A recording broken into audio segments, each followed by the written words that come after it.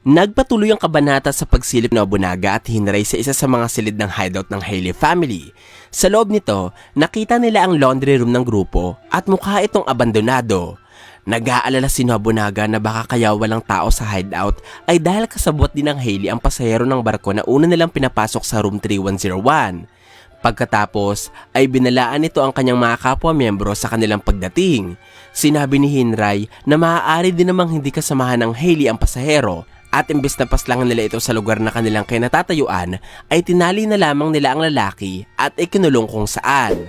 Tama si Hinray, ipinakita na sa kwento ang lahat ng mga natitirang miyembro ng Haley at wala sila rawang ito ang pasaherong pinapasok nila Nobunaga sa room 3101. Sinabi ni Hinray na kailangan na nilang ipagpatuloy ang pagbubukas ng pinto. Nakarating sila sa isang pasilyo kung saan meron silang nakitang mas kahina-hinalang pintuan.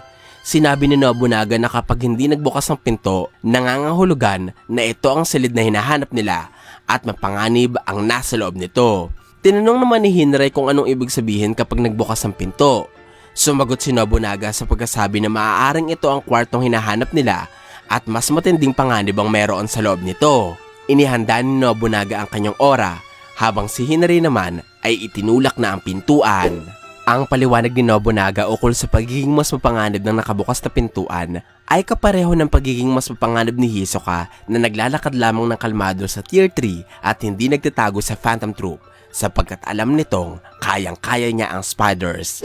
Sa pagbubukas ng pinto, bumungad kanila Nobunaga ang 9 na miyembro ng Haley na nakaupo sa paligid ng lamesa. Nag-uusap lamang ang mga ito ng normal at parang walang pakialam sa paligid hanggang sa tinawag ni Hinray ang kanilang mga atensyon. Tinanong ng underboss kung sila ba ang mga miyembro ng Haley. Medyo nainis si Sofley at tinanong kung anong problema ni Hinray.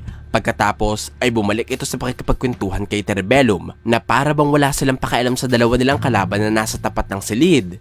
Hindi pa rin pumapasok sila ng Nobunaga sa loob ng kwarto dahil tingin nila ay meron din itong trap na katulad ng room 3101. Binato ni Hinray ng kutsilyo sa Terebellum upang ipakita sa Haley kung sino ang binabaliwala nila. Tumama ang punyal sa ulo ni Terebellum at mukhang bumuo ito sa kanyang sentido.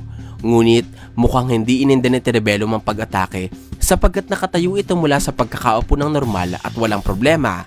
Hinugot ni Terebellum ang kutsilyo sa kanyang ulo. Nakita ni Hinray na wala na ang talim ng sandata habang unti-unting dinudurog ni Terebellum ang hawakan ng kutsilyo. Sa kanyang paghahanap, nakita ni Hinray na ang talim ay biglang sumulpot sa lata ng inuming nasa lamesa. Kaya, ipinagpalagay ng underboss na may kakayahan si Terebellum na ipasa ang mga pag-ataking tumatama sa kanya patungo sa ibang bagay. Hinawakan ni Sofley ang kaliwang kamay ni Terebellum at pinaalala nito ang utos sa kanila na huwag pakailaman ng mga kalabang pumapasok sa kanilang silid. Habang nag-uusap, binatumuli ni Hinray si Terebellum ng kutsilyo pero imbes na saluhin ulit, tinulak ng lalaki sa Sofley at iniwasan ng kutsilyo. Kaya nagdire-diretso ito kay Perigord na parang baliw namang sasaluhin ng kutsilyo gamit ang palad habang tinatanong kung gaano katagal gagaling ang pinsalang makukuha niya mula sa pag-atake. Nagsasabi ito sa atin na ang nen ability ni Perigord ay konektado sa pagpapagaling ng sarili mula sa mga pinsalang nakuha sa pakikipaglaban. Bago tumama ang kutsilyo, iniharang ni Urarge ang hawak niyang manga upang saluhin ang kutsilyo. Tinanong ni Urarge si Perigord kung bakit gusto nitong gamitin ang kanyang nen ability at pinaalala nito na si Perigord na ang napiling organ ni Morena kaya dapat ay mag-ingat ito. Humingi ng pasensya si Perigord sa kasama. Hindi pa sinasabi kung ano ang organ na tinutukoy nila Morena pero mukhang interesante ang role na ito sa grupo sapagkat pinag-aagawan nito ng mga miyembro. Tumayo mula sa upuan ng isa pang miyembro na nagngangalang Yukotani. Nagpakilala siya bilang abogado ng Haley family. Inutusan ni Terebellum si Yukotani na tawagin ng mga militar at pulis dahil merong baliw na bigla na lamang ng babato ng kutsilyo sa kanilang hideout. Pinaliwanag ni Yukotani na parehong nakagawa ng trespassing at bodily harm sila Hinray at pwede silang makasuhan ng attempted murder. Mukhang wala namang pakialam si Hinray sa sinasabi ni Yukotani kaya inutusan niya pa ang abogado na tumawag na ng pulis para matulungan na din sila ng mga ito dahil nawawala sila ni Nobunaga. Tinanong ni Hinray ang Haley kung nasaan sila pero sumagot si Yukotani na hindi niya maaaring sabihin ang kanilang lokasyon. Pagkatapos ay sinabi ng abogado na kilala niya si Nobunaga at alam niyang malaking isda ang magnanakaw. Kilala ng halos buong mafia community ng Kaki ng Phantom Troop. Nagsimula ito noong pinaslang ng Phantom Troop ang tendons ng mafia at tinalo ang sangkaterbang mafia sa York New City. Magtatanong sana si Yokotani kay Nobunaga, pero bago pa man niya magawa ito ay mabilis na ibinato ng Spider ang kanyang katana at nagawa niyang maisaksak ang dulo ng sandata sa noo ni Yokotani. Nanatili pa rin nababalutan ng ora ang katana sapagkat ang kadenang nakatali sa sandata ay hawak pa rin ni Nobunaga. Ang prinsipyo ng na ginagamit ng swordsman sa eksenang ito ay tinatawag na shu. Binunot ni Nobunaga ang kanyang katana mula sa noo ni Yokotani at kanyang nakita na naputol ang talim ng sandata dahil kay Cerebellum na gumagamit muli ng Nen ability habang hawak ang balikat ni Yokotani. Matapos gamitin ng lalaki ang kanyang abilidad, mayroong dugo na umaagos sa kanyang kaliwang braso. Nakita ito ni Nobunaga at kanyang napagtanto ang Nen ability ni Cerebellum. Ipinaliwanag ng kabanata na si Cerebellum ay merong emission ability na may pangalang Damage Sweet Home. Isa itong kakayahang nagpapahintulot sa hitman na ilipat ang pinsalang nakukuha ng mga taong hawak ng kanyang kanang kamay patungo sa kahit na anong bagay na hawak ng kanyang kaliwang kamay. Kung sakali namang wala siyang hawak sa kanyang kaliwa, si Cerebellum ang tatanggap ng pinsala. Inutusan ni Nobunaga si Yokotani na lumapit para tuhugin niya ng sabay ang dalawang mafia. Humingi ng pasensya si Yokotani kay Cerebellum dahil hindi niya inaasahang kakalimutan ni Nobunaga ang paniniwala ng mga samurai sa hindi paggamit ng projectile weapon sa pakikipaglaban. Dahil sa pagkakamali ng abogado, nalaman ng kanilang mga kalaban ang kakayahan ni Cerebellum. Sinabi ng malaking lalaki na tama na ang pagdadahilan ni Yokotani at inutusan niya ang abogado na paalisin na ang dalawa sa kanilang hideout bilang si Yokotani ang kanilang gwardya. Matatandaan na sa chapter 394, itinalaga ni Morena si Yokotani at Urarge bilang guardian ng kanilang headquarters. Inumpisahan ng gamitin ni Yokotani ang kanyang conjuration ability na may pangalang A Battle of Wits, LSDF. Ayon sa kabanata, ang LSDF ay isang defensive ability na pwedeng asahan sa hideout kung nasaan ang boss nilang si Morena. Magagamit ito ni Yokotani matapos niyang ipakilala ang kanyang sarili sa mga taong nang himasok sa kanilang hideout. Makakapaglabas siya ng mga gwardyang mukhang robot. Ang lakas ng mga ito ay nakadepende sa kung gaano katindi ang krimeng ginawa ng mga taong pumasok sa kanilang hideout at kahit hindi nila pwedeng saktan ng kanilang mga target, hindi din naman gagana ang atake ng mga kalaban ni Yokotani sa kanyang mga gwardya. Ang paggamit ni Yokotani sa abilidad sa eksenang ito ay nangangahulugan ni si Morena ay malapit lamang kanila Nobunaga. Nagsalita ang mga gwardya na mukhang robot. Sinabi nito na kinakasuhan nila ng trespassing at attempted murder sa Nobunaga at ang katumbas nito ay alert level 4. Kinumpirma ni Yokotani na tama ang sentensya, kaya inutusan niya ang mga gwardyang palayasin sa kanilang base sila Hinray. Noong papalapit na sa kanila ang mga gwardya, inatake ni Nobunaga ang isa sa mga ito gamit ng kanyang katana. Hindi ito tinablan ng pag-atake at lalo pang tumaas ang alert level nito at naging 5 dahil sa ginawa ni Nobunaga. Ang pagkakaroon ng hindi mawasak na katawan ng mga gwardya ay kasama sa kondisyon ng abilidad na lumikha sa mga ito, kaya imposible talaga silang sirain.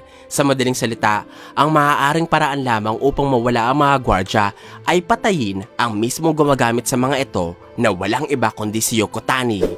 Kinuyog ng mga gwardya si Nobunaga. Kinuha din ng isa sa kanila ang katana ng Spider. Sinabi ni Nobunaga kay Hinray na tumakbo na ito dahil ang mga gwardya ay hindi titigil hanggat hindi din nila nahuhuli ang underboss. Ibinato ng mga gwardya si Nobunaga sa isa sa mga pintuan at naglaho ito bigla dahil sa trap na meron ng pinto. Pagkatapos ay sunod namang inutusan ni Yokotani ang kanyang mga gwardya na hulihin si Hinray na kasalukuyang tumatakbo. Sinabi ni Yokotani na sumuko na at umalis ang underboss. Pero patuloy pa din ito sa pagtakas hanggang sa makarating ito sa laundry room. Kinalikot ni Hinray ang kanyang lalamunan gamit ang sariling daliri at yumuko sa ilalim ng cabinet na meron ng madilim na silid.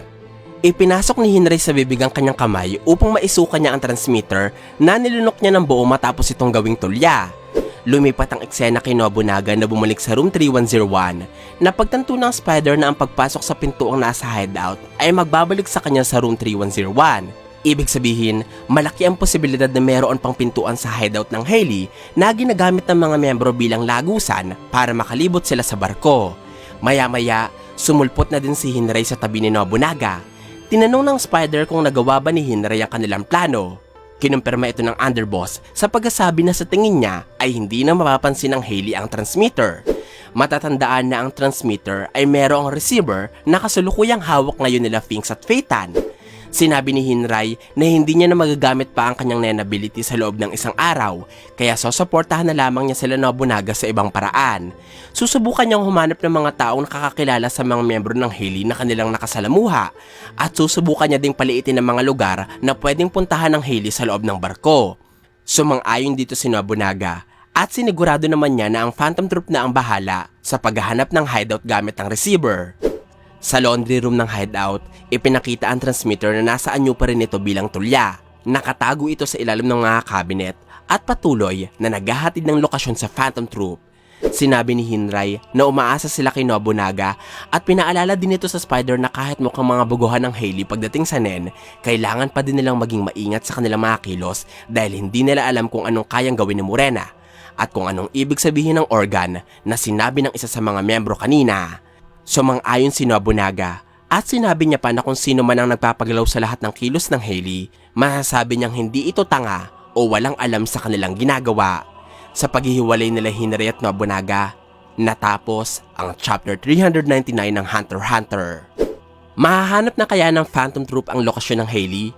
Excited na ako makita kung anong gagawin ng grupo sa oras na gamitin na ni Phaeton ng Rising Sun sa kanilang hideout, o di kaya ay bigyan sila ni Finks ng tigi-isang suntok gamit ng Reaper Cyclotron.